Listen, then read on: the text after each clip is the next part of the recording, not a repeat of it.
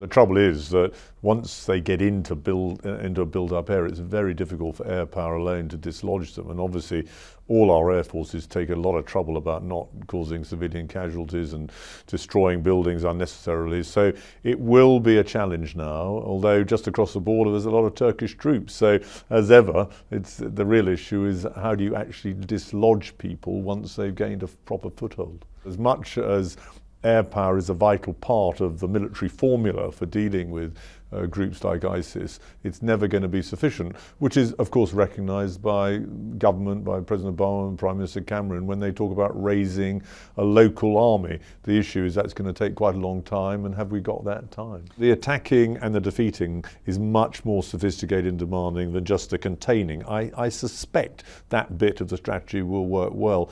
It's an outline strategy though. I think what we're all waiting for now is who will do the attacking and the defeating. How long do we have? And I'm not suggesting that British and Western boots should go back on the ground into the sort of front line, the combat role, if you like. I just think that many more have got to get involved in the training, equipping and mentoring, the provision of logistics, all the more sophisticated things that an army has to do, that these people with the best will in the world are just not trained to do. Unless you tackle ISIS at its roots in Syria, you will not deal with the problem. As General Dannett said recently, it's sort of half a solution to a big problem.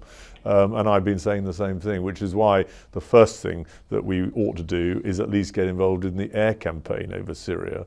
Although quite clearly the Prime Minister knows that, but he can't bring others that he depends on politically to that view. What distinguishes a real army from other armies is the ability to actually prosecute a military campaign. That means the command and control, as we call it, has to be very good. I'm afraid with the best will in the world, they're just not trained to do that. And no Arab armies ultimately at the moment do more than defend their own territory. This is taking the fight to an enemy. It means great mobility and movement and, you know, the coordination of air power, potentially maritime power. That's sophisticated stuff, and I think that's where we can most help them. I think it would be a bit peculiar if we're so committed to dealing with ISIS, if British boots on the ground were not involved or British boots didn't deploy. But I emphasise, I think it can be in the support role, not in the direct combat role. I wouldn't actually, if you're just looking at the political objectives and the ways and means of delivering it,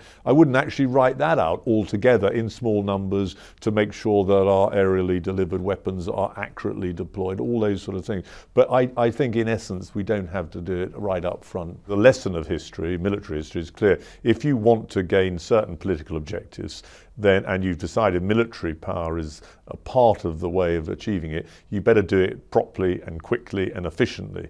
And I think you could do that, but it has to be rooted in a political framework, and that's equally important. And I think that is why, quite wisely actually, there's been sort of hesitation. Who are you locking into? Who are you plugging into in the Sunni tribes, for example, in Iraq? And that bit's got to be thought through very carefully. But I think if you do that and you're working with the indigenous forces, what we could do is make sure that with Western support, active support on the ground, mainly a supporting role, that we can actually deal with them militarily. They've got tanks, artillery, you know, guns, they're holding ground, but then hand over the second phase, if you like, is the post-conflict phase as we described it in Iraq, to those indigenous forces, having persuaded the Sunni tribes and the leadership that actually this is a better solution than what ISIS is offering them. And that's going to be quite a neat trick, by the way, because for some of them this isn't quite so bad.